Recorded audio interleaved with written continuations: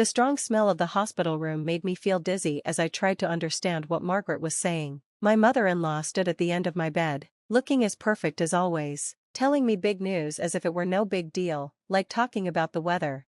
"The retirement home is really nice, Claire," she said, brushing her fancy blazer. "It's much better for someone in your condition." My condition? 2 weeks ago, I had surgery to replace my knee, according to Margaret. This somehow meant I couldn't take care of myself and needed to move to a retirement home. At 58, I wasn't ready for that. "Where's David?" I asked, trying to sound calm. "I want to talk to my husband about this." Margaret's lips pressed together in that look she always gave me when she was upset. "She's been making my life hard for 30 years. David's taking care of the paperwork. He agrees this is the best thing to do. That house is too much for you to handle now." That house, the beautiful old Victorian home I'd spent 20 years fixing up, the place where I raised my kids, where every squeaky floorboard and shiny railing had a story. It was the house I got from my grandmother, and 3 months ago, I put it in a legal trust after I overheard Margaret and her friend Susan talking at a family dinner. "Really?" I said, keeping my voice calm. "And the buyers didn't care that the house wasn't actually David's to sell?" For a second, Margaret's perfect mask slipped. "What do you mean? Of course it was his to sell. You're his wife." I moved a little in the hospital bed, feeling a small pain in my knee. "Actually, Margaret, the house was never in David's name. It was my inheritance, and 3 months ago, I put it in a trust that can't be changed. To sell it, I'd have to be there and sign the papers." She turned pale. "You're lying." David showed me the paperwork.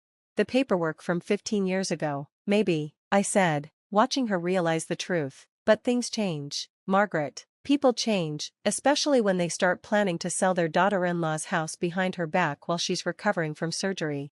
My name is Claire Winters, and I've been married to David for 30 years. He's a good man, but he's always let his mother control him. Margaret has been there every step of the way, questioning how I raised our kids, criticizing my career, and trying to run our lives her way. 4 years, I put up with it for David's sake, smiling through her mean comments and sneaky suggestions. But 3 months ago, during a family dinner, I went to the bathroom and overheard Margaret and her friend Susan talking in the garden. "It's perfect timing," Margaret said, her voice clear through the open window. "With Claire having surgery, David can handle selling the house. It's wasted on her anyway. She's turned it into some weird, artsy mess with all her renovations. The buyers are ready to move fast, and once it's done, we can put her in a better place." I stood there, frozen, as they talked about my future like I was a problem they needed to solve. That night, I called my lawyer, Sarah, and set up a trust for the house. It was done in a few weeks, completely legal and unbreakable. I didn't tell David because I knew his mother would find out if he brought any paperwork home. Now, watching Margaret's plan fall apart, I felt both happy and sad. This wasn't how I wanted things to go, but she gave me no choice. "Does David know?" she asked, her voice shaking. "About this trust?" "He's about to," I said, pressing the call button by my bed. "In fact, let's have a family meeting. Why don't you call him up here, Margaret?" Her hands clenched. "You've ruined everything. We had buyers ready, a nice couple. David already signed the first set of papers." "Those papers don't mean anything without my signature," I said, "and since I never planned to sell my house, your nice couple will have to look somewhere else." The door opened, and a nurse peeked in. "Everything okay, Mrs. Winters?" "Yes, thank you," I said. "Could you call my husband? He's downstairs handling some paperwork. David Winters. Tell him it's important." Margaret paced the room like a trapped animal, her expensive shoes clicking on the floor. I could almost see her trying to figure out how to fix this, how to stay in control. 10 minutes later, David rushed in, looking worried. "Claire, what's wrong? Are you okay?" "I'm fine," I said, patting the bed, "but we need to talk about the house, specifically, how your mother, and you, were planning to sell it while I was recovering from surgery." David looked shocked, glancing between his mother and me. "Mom, what is she talking about?" Margaret stepped forward, using her calm, fake voice. "David, sweetheart, I was just telling Claire about the great retirement home we found. It's really for the best." "The best for who?" I asked quietly. "For me? Or for you and your country club friends who never thought I was good enough for your son?" "That's not fair," Margaret snapped. "Everything I've done is for this family. That house is too much for you to handle, especially now." "Now that I've had a simple knee surgery?" I laughed. But it wasn't funny. "I'm not helpless, Margaret. I'm not old and weak. I'm not ready for a retirement home. And most importantly, that house isn't yours or David's to sell. David sat down by my bed, looking stunned. Mom, you told me Claire agreed to this. You said she was worried about taking care of the house while she recovered. Oh, David, I sighed, taking his hand. After 30 years, do you still believe everything your mother says? The room was silent. David sat there, trying to understand what had happened. Margaret stood by the window, her back stiff as she stared outside. 3 months ago, I said, my voice steady, I overheard your mother and Susan talking in the garden. They were planning to sell my house while I was in surgery, and they were counting on you, David, to help. David looked up. I didn't, Mom just said you were worried about the house. She said you'd talked about it. I asked softly, when did I ever say I wanted to sell my grandmother's house? When did I ever say I wanted to move to a retirement home? Margaret turned around, her makeup not hiding her anger. This is crazy, David. She's not thinking straight, it's the pain medicine. I'm thinking clearer than I have in years, I said, clear enough to set up a trust 3 months ago to protect the house, clear enough to have my lawyer document every conversation, every time you tried to control this. David stood up, running his hands through his hair. Mom, what did you do? What I had to, Margaret yelled. That house has been a problem for this family for years, the repairs, the work, Claire's crazy changes. My changes that made the house worth 3 times more, I said. The ones that were in Home Design magazine last spring, those so-called ridiculous changes? Margaret's face turned red. It's not about the money, it's about what's best for the family. David, you must see what I see. David spoke slowly. What I see is that you tried to sell my wife's house without her permission. You lied to me, told me Claire agreed. He stopped talking, finally realizing how serious this was. I held David's hand again, squeezing it gently. The trust wasn't about you, David. It was about protecting what's mine, what my grandmother left me. You went behind our backs, Margaret snapped, setting up trusts, making legal plans. Like you went behind my back to sell my house? I asked calmly. The difference is, what I did was legal, what you tried to do was fraud. The word hung in the air like a storm cloud. Margaret's face turned pale. Fraud? David repeated, looking between us. Yes, fraud, I said, trying to sell property you don't own, forging signatures, these are serious legal problems. Margaret, my lawyer has proof of everything. Margaret sat down, her perfect mask finally breaking. You wouldn't dare. Think about what this would do to the family. I've thought about nothing else for 3 months, I said. I've thought about 30 years of your little digs and mean comments, 30 years of you trying to control every part of our lives, 30 years of David stuck in the middle, trying to keep everyone happy. I looked at my husband, seeing the struggle in his eyes. I love you, David, but this has to stop. Your mother needs to understand she can't control everything. She can't decide my future for me. David nodded slowly, something changing in his expression. For the first time in our marriage, I saw him really see his mother for who she was. Mom, he said firmly, you need to leave now, we'll talk about this later. Margaret stood up, smoothing her fancy clothes with shaky hands. David, please. Now, Mom.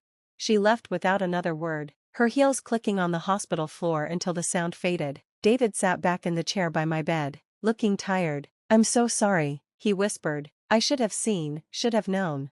Yes, you should have, I agreed, but we both know your mother is very good at what she does. She's had years of practice. Over the next few days, as I kept recovering, we found out just how much Margaret had been manipulating things. She not only had buyers ready for my house, but she also used David's credit card without his knowledge to put a deposit on a retirement home. She told the buyers I had early dementia, saying that's why the sale had to be done quietly. My lawyer, Sarah, was furious when she heard everything. This is more than just family drama, Claire, she said during her visit. What she did was elder abuse and fraud. We have enough proof to take her to court. But I had other plans. A week later, I left the hospital. David drove me home, to my home, the Victorian house that had caused so much trouble. As we pulled into the driveway, I saw Margaret's car parked on the street. I invited her, I said, seeing David's surprise. We need to clear the air, set some rules. Margaret was waiting on the porch, looking smaller and less powerful than she had in the hospital. She watched as David helped me up the steps, my knee still sore but healing. Inside, I sat in my favorite chair, the one Margaret always said was too old and worn. The afternoon light came through the stained glass windows I'd fixed myself, making colorful patterns on the floor. Before you say anything, I began, I want you to look around. Really look at this house, Margaret. Look at what I built here, what I've fixed. This isn't just a house to me, it's my life, my passion, my home. Margaret's eyes moved around the room, taking in all the details, the mix of old and new that I'd worked so hard on. I won't take legal action, I said, seeing her relax a little, but things are going to change. No more meddling, no more control, no more trying to run our lives. And if I say no? She asked, but her voice didn't have its usual strength. I smiled, reaching for the folder I'd put on the table. Then Sarah will start legal action. The proof of your fraud, the credit card charges, the lies you told the buyers, it will all come out. Your reputation at the country club wouldn't survive that, would it? She flinched, and I saw David hide a smile. But it doesn't have to go that far, I added. You can choose to respect our boundaries, to accept that David and I can make our own decisions. You can choose to be a mother and grandmother, not a controller. The room was quiet as Margaret thought about her options. Finally, she spoke, her voice softer than I'd ever heard it. The work you've done, it's really amazing. Coming from Margaret, this was almost an apology. Thank you, I said simply. Would you like a tour? I can show you the new kitchen I'm planning once my knee heals. That afternoon was a turning point. It wasn't perfect, Margaret would always be Margaret, but something important had changed. David stood taller, spoke more firmly. He didn't jump every time his mother called. As for me, I kept recovering, working with my physical therapist in the home gym I'd set up in what used to be the dining room, much to Margaret's dislike. The house changed with me, each room telling a story of strength and new beginnings. 6 months later, Home Design magazine came back, this time to feature my home office. The photographer took a picture of me at my desk, the stained glass windows casting colorful light on my silver hair. The article was called, Victorian Revival, How One Woman's Vision Changed More Than Just a House. Margaret even came to the magazine party, bringing champagne and only making one small comment about the unusual wallpaper in the bathroom. Progress comes slowly, after all. As I watched her talking to the magazine editor, actually complimenting my work, David put his arm around me. You know, he said quietly, putting the house in trust was smart, but not telling me, that must have been hard. I leaned into him, thankful for my healing knee and the man who had finally found his voice. Sometimes, I said, you have to protect what's yours, even from the people you love. He nodded, finally understanding. That night, after everyone left, I sat in my favorite old chair, watching the sunset turn the sky pink and gold. The house creaked around me, its familiar sounds comforting after all these years. Margaret had tried to take this from me, to decide my future without asking, but in doing so, she made us all face the problems that had shaped our family for 30 years. Sometimes, you have to almost lose something to realize how much you'll fight to keep it. I touched the arm of my chair, feeling the soft, worn fabric. In the end, this wasn't just about a house, it was about standing up for myself, protecting what matters, and finding my voice even when others try to silence it. And as I sat there in my imperfect, beautiful, hard-earned home, I realized that sometimes the best revenge isn't about getting even, it's about living well on your own terms, in a house that tells your story, every squeaky floor, every fixed window, every unique choice that makes it truly yours. The next morning, I got a text from Margaret, the wallpaper in the bathroom, it's starting to grow on me. I smiled as I typed my reply, just wait until you see what I have planned for the conservatory. Because that's the thing about houses, families, and life, there's always room for change, for growth, for new beginnings. You just have to be brave enough to start.